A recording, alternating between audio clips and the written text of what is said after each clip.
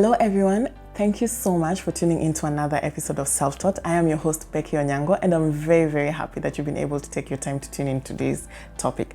Without going any further, if you like the educational content that we are sharing so far, go ahead and subscribe to the channel. Also click on the notification bell just to get notified every time we upload a video. And if you like the video as well, give it a thumbs up and share it as much as you could. And without going any further, let's get right into the topic. So we are going to delve deeper into getting accommodation as an international student in Germany. Now, there's not much enough emphasis placed on the fact that getting accommodation in Germany can be very difficult, but then it's not impossible. You just have to know where to search for accommodation and what exactly you're looking for. Without going any further, let's delve deeper into this. I've categorized this into 5 ways you can go about getting accommodation. The first one would be through public university offers. The second one would be through state-run housing companies. And the third one would be through private and communal housing companies. Then the fourth one would be subletting via, online providers or through friends that you know of. Then the fifth and final one would definitely be temporary options like hotels and hostels. So let's get right into the first category. So with the first category, every German public university normally partners up with Studierenwerk, which is responsible for centralizing and distribution of subsidized accommodation for students. And typically the cost would be around 150 to 300 euro, depending on the size of the room as well as location.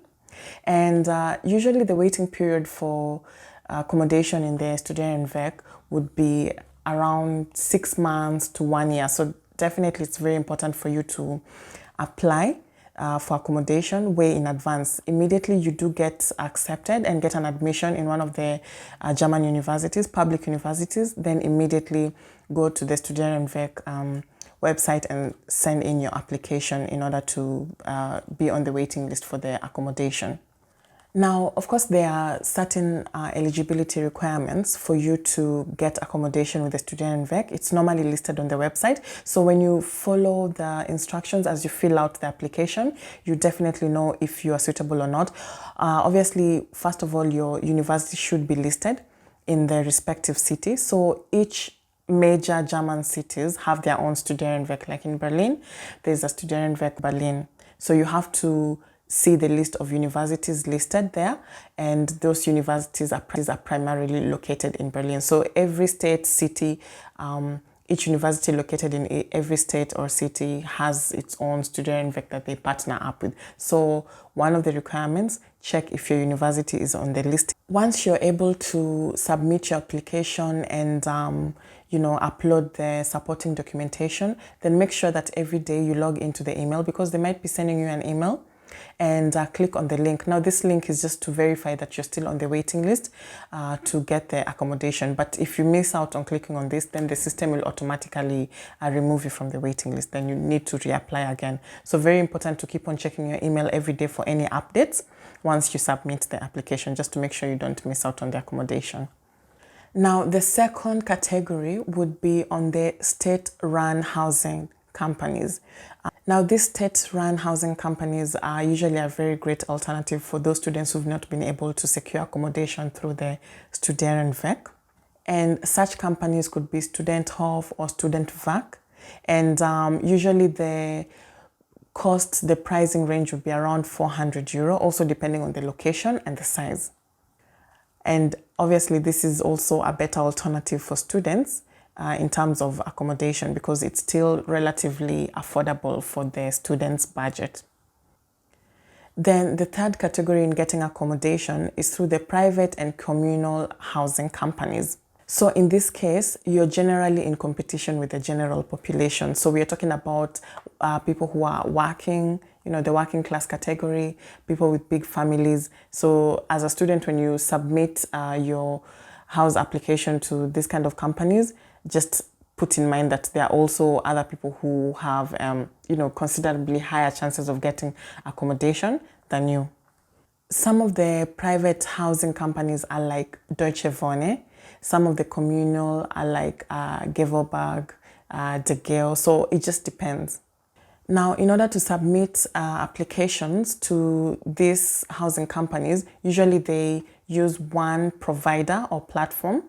So, several websites whereby you can send in the application. A very common one is usually Immoscout. So in this website, they would daily, post their listings of vacancies that they have in their houses. And then from there, you can send in the application and they can send you an invite to come and view the house. Now, the next video is an example of a house viewing that I went to see for a 4-room apartment house. And you can see that it's usually empty, completely empty, which means you'll also have to furnish. Now, being on a student's budget, you also have to factor in things like furnishing and then also deposit. So if you still want to go through this route, it would be best to partner up with a couple of students from your classroom or your school in order to just cost share. So this is the entrance. There's a lift. So you come into the house. This is the first room. It's pretty big. And then there's the storage room. Here, a small storage room. And then there's one bedroom here, which is also pretty big. And then there's the master bedroom as well, with some boards. And then there's the kitchen, which also has everything.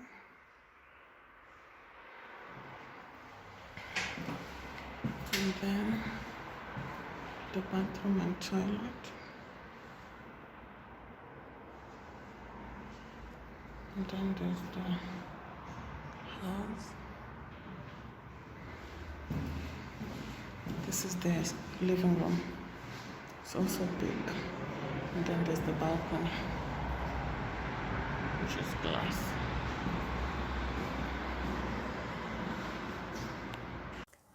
So as you have seen in the video, the houses normally come unfurnished as compared to the other student housing options. And so that means you also have to factor in furnishing costs. Usually after viewing the house, then the company would send you another link to upload documents required to take your application further. So the most highly requested documents is usually the SHUFA. This is a credit score report, just to show your trustworthiness in paying up bills. So which means if you have any pending bills from any contracts that you had previously signed, the SHUFA company is responsible for, collecting that data. And then this kind of data, landlords normally take it up in order to see if you are a trustworthy, not give them an issue with paying up rent. Then another document that is usually highly requested is a payslip, like for the previous 3 months or so. Now, bank statement is not usually required per se, or not requested, simply because one can, go and borrow money, say for example, 10,000 euro, deposit it in the bank and then show the bank statement. But with our payslip, the landlord is guaranteed that there is incoming income every month. So they are guaranteed that you'll be able to pay up. And another highly requested document, but this is usually mostly in Berlin, is a rental debt exemption certificate from your previous landlord. So the future landlord wants to see, it's like sort of a recommendation from your previous landlord. So it's very good to always have a good relation with your previous landlord. The future landlord would want to see if you had a good relation with your previous landlord, and also if you have any outstanding debts from your rents from the previous housing. So this certificate is usually also one of the documents that is required. Then once the housing company sends you the link to upload these documents, be as fast as possible, because they are all the people that you go to view the house with. Normally in Berlin, if you go view a house, it will be like 20 of you going to view the same house. So you're in competition with all those people. Be as fast as possible in order to get a fast response. Normally, in regards to the cost, the average price would be from 500 and above up to 1,000 euro. Also depends on the size of the house, how many rooms, and the location. Then the fourth category in getting accommodation is through subletting. And this could be done via online providers or simply by word of mouth through people that you know. Now, in subletting, that simply means that, you know, there's somebody who has a house, like maybe say a 3-bedroom or 4-bedroom house, and now they have an extra room which they're pretty much not using and they would like to rent it out. So they're subletting one of the rooms.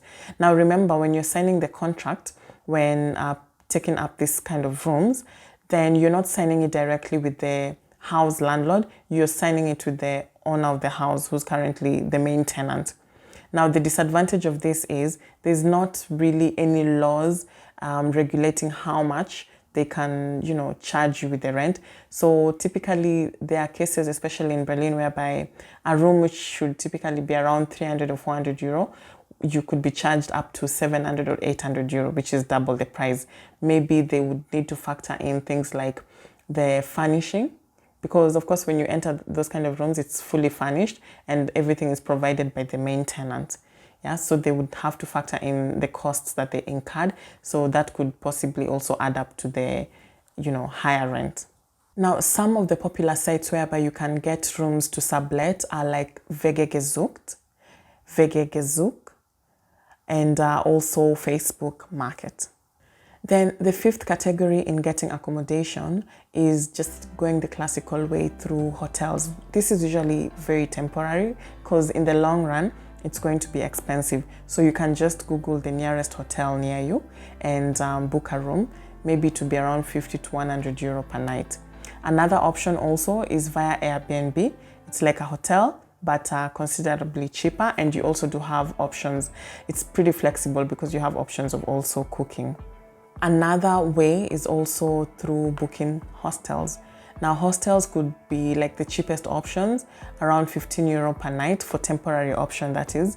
And also depending on which hostel, and if you've just, you know, landed previously and you need to have the paperwork done and you need the Anmeldung house registration done, some hostels do provide that option, temporary registration, city registration, as you set up your paperwork before you finally find your, you know, a long-term accommodation. So without going any further, we've come to the end of the session for today. If you like the video, just go ahead, give this video a thumbs up. If you have any questions, feel free to comment down below. And also, if you have more information to help others on how they can go about getting accommodation, feel free to also post a comment. So I wish you guys a lovely day, stay safe and stay bright.